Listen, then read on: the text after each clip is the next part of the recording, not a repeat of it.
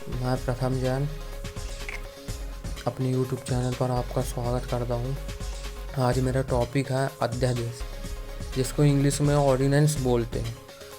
बहुत से फ्रेंड लोगों ने मेरे से पूछा कि ये होता क्या है। सभी को इसमें कुछ ना कुछ डाउट था, तो मैं आपको बताऊंगा कि ये एक तरीके से जो लॉ होता है, कानून होता है, उसका छोटा लड़का होता है।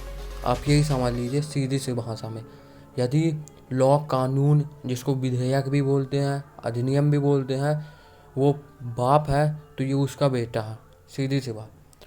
तो अब मैं बताऊंगा कि भारत के संविधान के आर्टिकल 123 के तहत राष्ट्रपति को अध्यादेश जारी करने की शक्ति प्रदान है। यानी भारत के आर्टिकल 123 में इसका उल्लेख है। अब अपन आगे बढ़ते हैं कि इसकी आवश्यकता क्यों हुई। कोई भी चीज़ बनी है यानी उसकी आवश्यकता हुई होगी, तब ना वो चीज़ बनी है।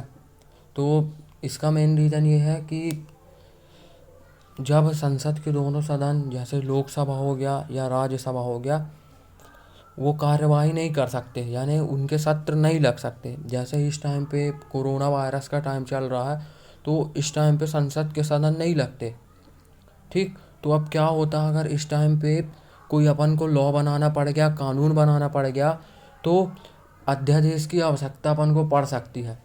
इसके अनुसार ये होता है कि अब देश में संकट आया हुआ है, संसद के सदन लग नहीं रहा है, तो कोई चीज़ का कानून बनाना है तो राष्ट्रपति क्या कर सकता है, राष्ट्रपति स्वयं कानून बना सकता है।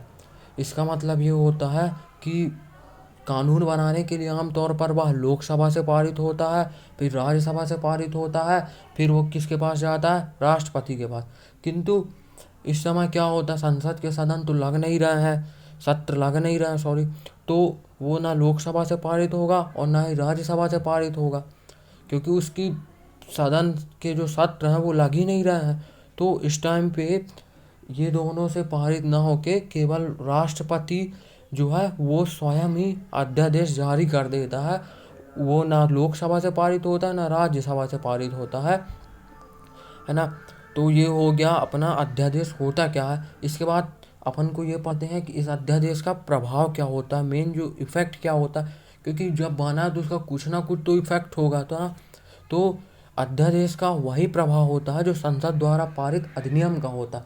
यानी संसद से कोई भी अधिनियम पारित हुआ, जिसको अपन कानून भी बोलते हैं, तो उसका जो इफेक्ट होता है वही क्या होता है, अध्यादेश का भी इफेक्ट होता है। अब भाई दोनों में डिफरेंस क्या है, बहुत से लोगों को ये चीज़ समझ में नहीं आती कि लॉ जो हो गया, जिसको अपन विधेयक भी बोलते हैं, अधिनियम भी बोलते हैं, मैं आपको सामने ये बार बार बोल रहा हूँ।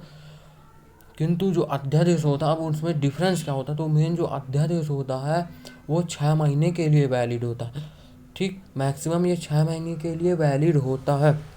तो 6 महीने के लिए कैसे वैलिड होता है, इसकी भी कुछ शर्तें हैं कि अगर संसद का सदन नहीं चल रहा है, ठीक है, 6 महीने तक नहीं चला, जैसे कोरोना वायरस के टाइम पे 6 महीने तक बैठक ही नहीं लगी, तो 6 महीने तक ये वैलिड होगा। अगर ये सब ठीक 1 महीने 2 महीने में सब समाप्त हो गया और बैठकें लगी, राज्यसभा की भी बैठक लगी, लोकसभा की भी बैठक लगी, और उसमें ये भेजा गया और वहाँ से ये पास नहीं हुआ, तो ये रिजेक्ट हो जाएगा, फिर ये 6 महीने तक नहीं होगा।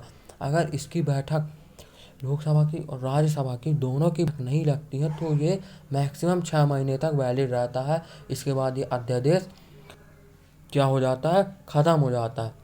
तो भारत में जब ये राष्ट्रपति द्वारा अध्यादेश सर्वप्रथम जारी किया गया था, तो भारत जैसे लोकतांत्रिक देश में इसको बहुत आलोचना की गई थी कि इतनी शक्ति एक व्यक्ति को क्यों दे सकते हैं। लेकिन यह भी ज़रूरी है देना, क्योंकि जब देश में गंभीर समस्याएं आ जाती जैसे इस टाइम पे आई हैं, तो कुछ ना कुछ निर्णय लेने की आवश्यकता होती है। इस कारण से बाद में इसे सही कहा गया और अध्यादेश को सही माना गया। इसी प्रकार से राज्य में भी अध्यादेश जारी करने की शक्ति जो होती है वो राज्यपाल के पास होती है। और जो आर्टिकल किस में होती है, 213। राष्ट्र देश में अध्यादेश जारी करने की, कोई भी कानून बनाना है तो अध्यादेश जारी करने की शक्ति राष्ट्रपति के पास आर्टिकल 123 में होती है। सीधे सीधे आप याद कर लीजिएगा। और वो जो 2 को पहले ले आइएगा, 213, तो वो कहाँ हो जाएगी, राज्य में हो जाएगी। बस इतनी सी बात है। अध्यादेश अपन एक आसान भाषा में कह सकते हैं कि जो अध्यादेश होता है वो कानून का क्या होता है, एक छोटा लड़का होता है। बस हो गया, इतनी सी बात है।